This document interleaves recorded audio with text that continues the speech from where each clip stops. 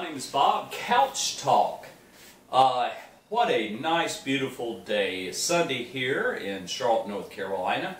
And I got my UNC Chapel Hill, Tar Heels sweatshirt hat on. Loved the game with Duke last night. And it's typical ACC, where Duke will come in and beat us, and then we go there and beat them.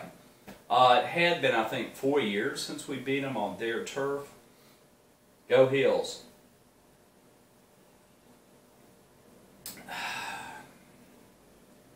You know, my videos pretty much have been talking about a variety of issues.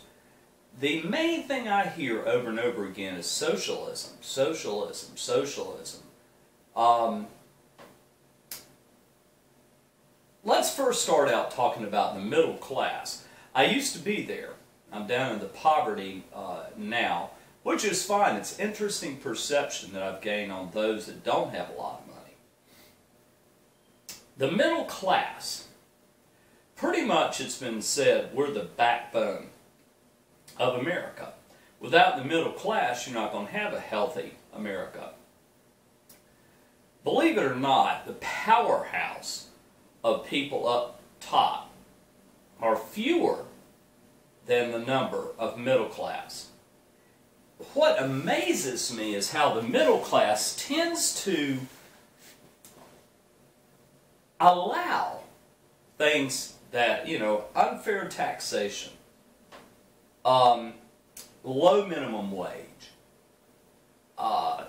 you know, all things that people that are up there, I say up there, I'm talking about Wall Street, your major executives, CEOs, Donald Trump, for example, he has so much money he doesn't even know what to do with it. Does it really matter with a candidate for the presidency? I think in the light of Bernie Sanders, it does.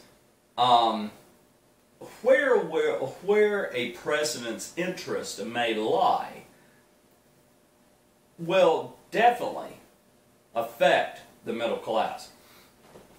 Hillary Clinton, I'll say it over again, she has the women's vote. It makes perfect sense, just like Obama had the black vote.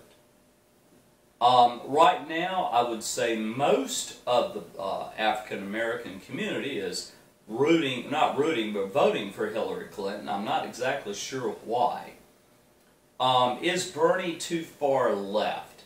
Possibly so. I don't know if the country's quite ready for the real liberal stance. Now, for me being a Democrat, and my mom was a Republican, which is very interesting. My sister's a Democrat. I didn't become a Democrat as a fad. Back when I was, 21 years old and registered for the vote, I was asked which party that I wanted to choose, and I chose Democrats and have been a Democrat ever since. Have I always voted for a Democrat president? No, I haven't. There have been times that Democrats had awful candidates, and I found that the Republican candidate was better suited to be president of the United States. As I've said before, the Republicans really have not had a really adequate nominee. Donald Trump, I see really gaining a lot of ground. I hope Ted Cruz is going to also be able to knock him out. Ted Cruz, I like some of the things he has to say, but the difference here of what we believe in a president and what they stand for. In our country, we have a balance of the Congress between Democrats and Republicans. Sometimes the Republicans are this way, sometimes the Democrats are that way, which it's normal and natural that we have this type of government. What is not natural is what Bernie Sanders is saying about the fact that big corporations influence the politics in this country. Many of your presidents, such as Hillary Clinton, gets huge sums of money for speeches that she does, representing specific events she gets paid for. Bernie Sanders is more of a purist. I've said this before. He pretty much does what each and every presidential candidate should do, and that's use the people's support. It is unique. As far as I know, only people that do that are independents. I've never seen a presidential candidate do what Bernie's doing. Very unique, very different. Fear of liberals is what Republicans have. Their stance is that we are very wishy-washy, and what we're going to do is cause the country to fall. The Republican platform has been the same as far as I know. Always, well, not necessarily. Now it's becoming more into the Christian mode. And Christians tend to be very blindsided. They really, I was checking my computer out, they really have blinders on. They believe that Jesus supports them and not the Democrats. And also they see life here in America as being the dogmatic way of handling things. As I've said before, they are against welfare.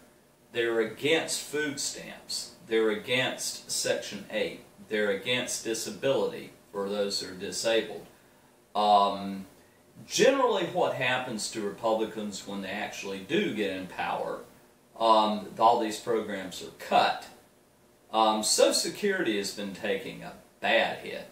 Never has figured that out, but I do know that the government has tended to dip into Social Security funds and never really paid it back. Social Security is a tax, but it's a tax to help us as we get older. In most civilizations, senior citizens are revered with high regard. Here in the United States, we tend to not do so. And once a senior citizen gets to a certain age, they should be taken care of. They have earned the right. They have spent their time working, bringing in income, paying their taxes, raising a family. And yet they're the very ones that end up being stepped on, not being taken care of. Bernie has brought this up also, that we need to be able to take care of our senior citizens. Give them the opportunity to have a good quality life. The middle class, typically because of the fact there's a huge difference between living wage and the cost of living. I'm sorry, I just woke up a little while ago. The cost of living and what we're being paid. And case in point for me, I can go to the grocery store and find things on sale. And I'm surprised when I get to the register and I'm buying only 1 week's groceries. Typically it's going to be around $50, $60 just for me alone. Imagine a family. So by raising the minimum wage, this is the way I see it. If indeed the minimum wage is increased, a lot of times most companies that are paying their employees a specific minimum or a specific hourly wage will increase that since minimum wage is. So for me, I'm making $11.50 an hour. Obviously, my pay is going to increase. If my income increases, what do you think I'm going to do? I'm going to spend more money. I'm going to go out and buy more things. I can buy more food. I can go out to eat with my daughter. I can go to a movie, even possibly get a car. Quit riding public transit. Being able to buy more clothes for myself. Being able to do some luxury things. You know, like in my apartment, like buying a throw rug. Being able to put up really nice pictures You know, little things such as buying soap to wash myself in the shower, towels, washing my clothes. All these things currently for me are difficult to do. So raising of minimum wage will greatly help all the middle class. We'll spend more money, we'll pay more taxes. Businesses need to be aware that they don't have to raise the price of their product to make money. Businesses need to understand to sell their products to make profit. People have to be able to spend their money to buy it. That's something corporations have not figured out. And it's a simple, simple thing to see.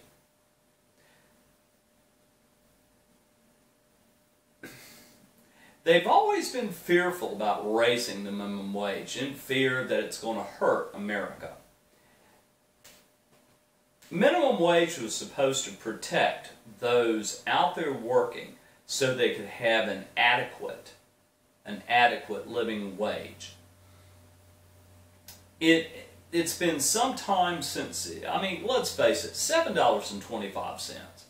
Most of your jobs in the lower class, McDonald's, for example, $7.25 an hour. I think that Walmart is around I think starting pay is around $8, $9 an hour, I believe. All your fast food restaurants virtually pay minimum wage, $7.25 an hour. How in the world do you live on that? With the cost of living it's going up every single day. So minimum wage increase brings the cost of living a little different. Now, if the middle class has more money to spend due to the minimum wage being increased, and then more houses will be bought, more cars will be bought, more investments will be made. So let's look at it this way. I mean, the point of all my Couch Talk videos is to help people begin to understand what typically socialism is supposed to be. We've always had socialism in our country, going all the way back to Franklin Delano Roosevelt, FDR.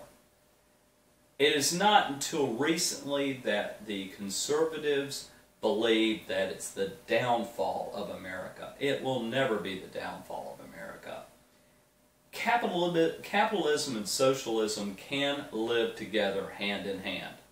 In this country, you can still go out and make as much money as you want to make. It's a free enterprise. Don't ever forget that even if Bernie Sanders or any liberal gets into the office of presidency, don't worry about capitalism being thrown out the window and the whole country becoming socialist.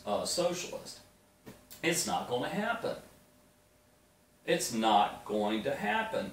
In my other videos, and please watch them, I don't like to repeat myself, but I do some. The point that I'm trying to make is that we as a middle class should be able to be afforded specific things that we need. Good quality education for our young people. That means no cost tuitions. Now, to be honest with you, I like to see lower cost tuitions. I don't know if it should be free or not, but good Lord, for a young person to go to university and then come out. So, do you realize that the cost of a home, I'm talking about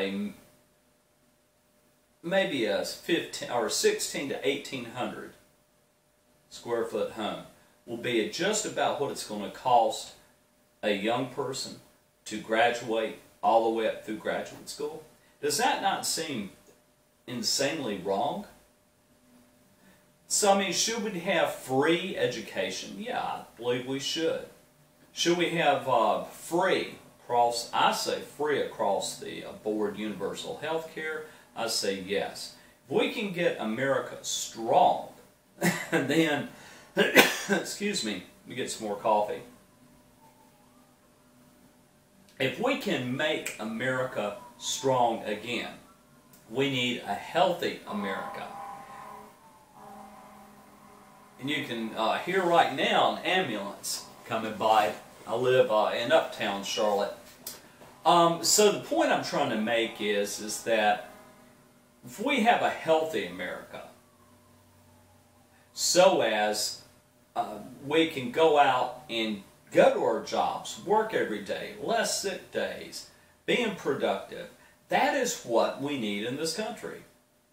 So I don't see Bernie Sanders as the downfall, but I do see Donald Trump as the downfall.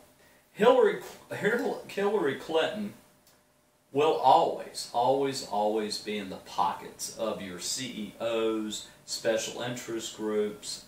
And I look at what she's done pretty much as, what has she done? The only thing I know that she's really done is the fact that she's in major problem with the FBI right now with her private emails.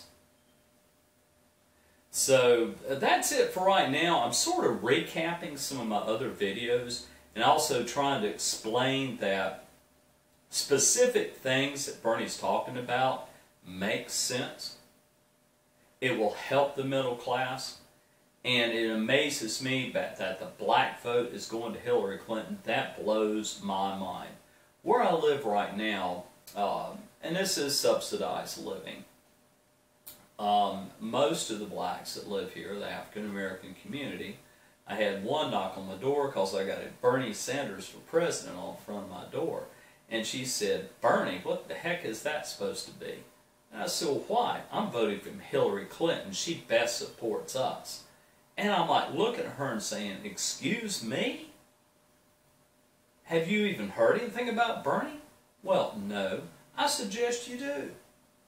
So right now, we need to support his ideals, even if he does not get elected. We as a middle class, that's why I'm not going to stop this. We need to say enough is enough. Enough is enough. We need to stand up. We need to contact our representatives, our congressmen, and give them an earful. Because you better believe I'm going to begin to do that. If I can do it, you can do it. We need to get through Congress free health care for all. We need to get through Congress to publicize all the universities just like we do in public education from grades 1 through 12. We need to become very conscious about our environment. We need to begin to push for electric cars. Cars that don't have the emissions that they have now. In larger cities, the smog is so bad that you can't even go outdoors and breathe. So we need to take care of the environment. It's a crucial thing. These are just a few things we as the middle class can make a change and make a difference. Even if Bernie does not get the presidency, do not ever give up. Do not ever give up. Call your representatives on a regular basis. We, as a number, can make a change. Thank you.